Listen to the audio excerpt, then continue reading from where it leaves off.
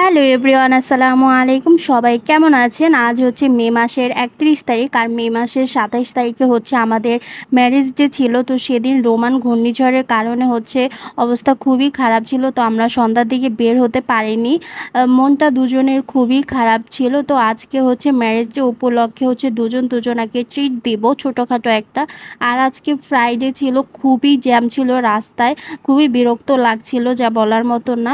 তো চলে এসেছে, আমরা এখানে চিকেন চিজ পাস্তা দুইটা অর্ডার দিয়ে দিয়েছিলাম। এখানে হচ্ছে পাস্তার প্রাইসটা রেখেছিল 170 টাকা। আরেকবার এখান থেকে হচ্ছে আমরা চিকেন বারবিকিউ পাস্তাটা খেয়েছিলাম, খুবই মজা ছিল। তো এই জন্য ভাবলাম আবার চিজ পাস্তাটা ট্রাই করি। আমাদের দুজনের কাছে হচ্ছে চিকেন চিজ পাস্তাটা খুবই ভালো লেগেছিল, আর প্রচণ্ড গরমও ছিল সেদিন। আর হচ্ছে পাস্তাটাও খুব গরম ছিল, যেহেতু সাথে সাথে বানিয়ে দেওয়া হয়েছে। আর এখানে হচ্ছে কোয়ান্টিটিটা ভালোই থাকে, দুজনেই এক প্লেট খাওয়া যায়। তো আমরা দুইটা নিয়ে ফেলেছিলাম। যাই হোক, খুবই ভালো ছিল। আর এই পাস্তার ট্রিটটা আমি দিয়েছিলাম। তারপর হচ্ছে আমার হাজব্যান্ড জিজ্ঞাসা করছিল তুমি কি খাবা। পরে হচ্ছে আমি বললাম যে বেশি কিছু খাবো না, ওয়াফেল খাবো। তারপর হচ্ছে ওয়াফেল নাটে চলে আসলাম। এর আগে হচ্ছে একটা ঠান্ডা পানি কিনে নিয়েছিলাম, যেহেতু পাস্তা খাওয়ার পর পানি খাওয়া হয়নি, তার জন্য একটা পানি নিয়ে নিলাম। আর এখানে হচ্ছে ওয়াফেল নাটের যে ডেকোরেশনটা খুবই ভালো ছিল। এসে হচ্ছে আমরা একটা ওয়াফেল অর্ডার দিই, আর ওয়াফেলটার নাম হচ্ছে চকলেট ব্লাস্ট ওয়াফেল। আর এটার প্রাইস হচ্ছে 170 টাকা লিখেছে।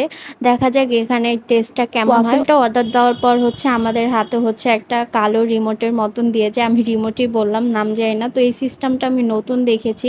তো আমাদের ওয়াফেলটা যখন রেডি হয়ে যাবে তখন ওখানে হচ্ছে 3 দিক দিয়ে লাল বাতি জ্বলতে থাকবে। তো বারবার উঠে আমাদের দেখা লাগবে না যে ওয়াফেলটা হতে কতক্ষণ লাগছে। আর এখানের ওয়াফেলটা আমার কাছে মোটামুটি ভালো লেগেছে, কারণ ওয়াফেলে বেশি চকলেট না হলে ভালো লাগে না।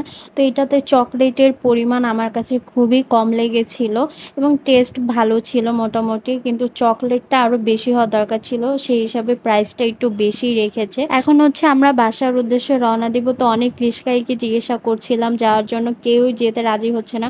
অবশেষে একটা রিক্সা পাওয়ার পর এত পরিমাণ জ্যাম ছিল, যেমন যাওয়ার পথও জ্যাম, সেম এরকমই আসার পথেও জ্যাম। এত বিরক্ত লাগছিল, আর প্রচণ্ড গরম ছিল, কি পরিমাণ জ্যাম আপনারা দেখতেই পাচ্ছেন।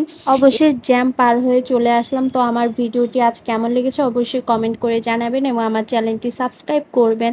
তো সবাই ভালো থাকবেন, সুস্থ থাকবেন, এবং আমাদের জন্য দোয়া করবেন। আর যারা ভিডিওটি দেখেছেন তাদেরকে ধন্যবাদ। আল্লাহ হাফেজ।